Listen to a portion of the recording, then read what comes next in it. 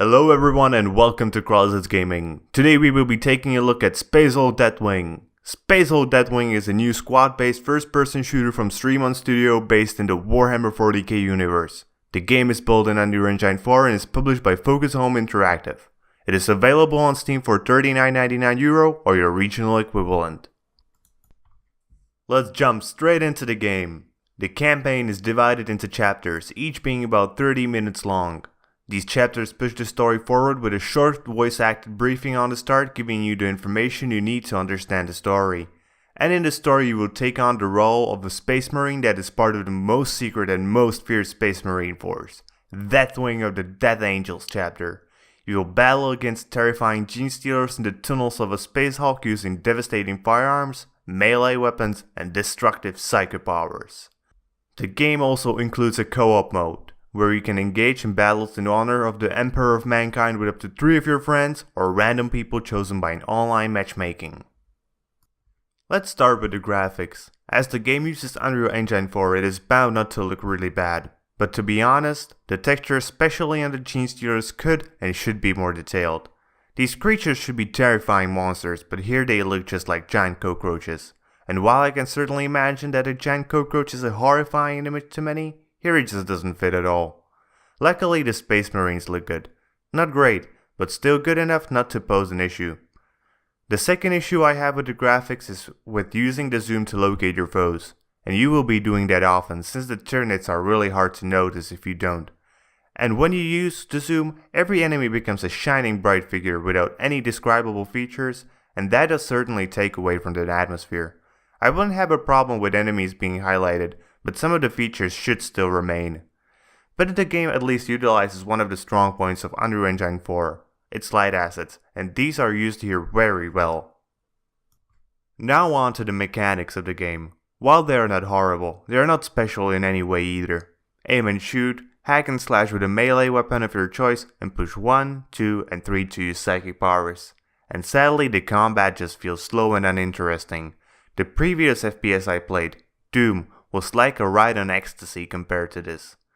The fact that you have to order around your AI brothers, though only to a certain degree, doesn't help this at all. The ordering system can be used in 2 ways, either through hotkey shortcuts or through a circular interface brought up by pressing space. And unless you want to spend time learning the hotkeys, this interface will be probably used by you. And sadly the system is quite clunky. There is no indicator on how much you have to move your mouse to select, so the choices jump without any notice to it. This makes selecting orders feel almost random, certainly not fluid. And lastly, there is the length of the mission themselves. These can take anywhere from 30 minutes to almost an hour, and this is way too long in my opinion, especially since I have experienced crashes and the game doesn't save in between individual chapters at all. And replaying sections you have already gone through in a game that is already slow and not that engaging isn't really something you want to do very much. The only thing that made the game fun for me was role-playing, but this can make any game fun, so it's not really an argument for the game. The co-op mode does certainly help with several of the issues, as you don't need to order your brothers around as much and playing with your friends always improves any game. But first, I had even problems connecting to servers, where I would get disconnected after a few seconds and it didn't matter if I tried to connect through matchmaking or whether directly to an open server. And later, when I got connected, I experienced lags and it really wasn't my connection forcing the issue. Now we will take a look at the options menus. The first section deals with key bindings. You can rebind everything, either to your keyboard or to your mouse. You can also invert both the X and Y axis here and set the sensitivity of your mouse. The second tab deals with the audio. There are 4 separate sliders here for master, music, sound effects, and voice volume. The third tab, the one that probably interests you the most, is about graphics. On the left side we have the basic options where you can choose one of the graphical presets, the resolution, display mode, VSync, whether you want motion blur on and off, the same for bloom and an FOV slider. The right side provides you with a bit more choice. First there is the resolution scale, which you can use to get a bit more FPS if your system isn't handling the game well. Then we have the view distance, anti-aliasing, post-processing, shadows, textures and mesh quality. The last tab deals with the gameplay settings, where you can decide whether the NPCs should hold the current order after taking a specific order. I highly recommend leaving this option on, otherwise the amount of ordering your brothers around skyrockets. A slow-mo option during dialogues, and to see where the weapon is actually aiming instead of the usual static crosshair. Then you can reduce the amount of head bobbing happening in game. The second to last option allows you to set the color of your torch, and the last option deals with the difficulty of the game. And I honestly suggest you keep it low if you do want to buy this game, since it will allow you to fasten the gameplay at least a bit.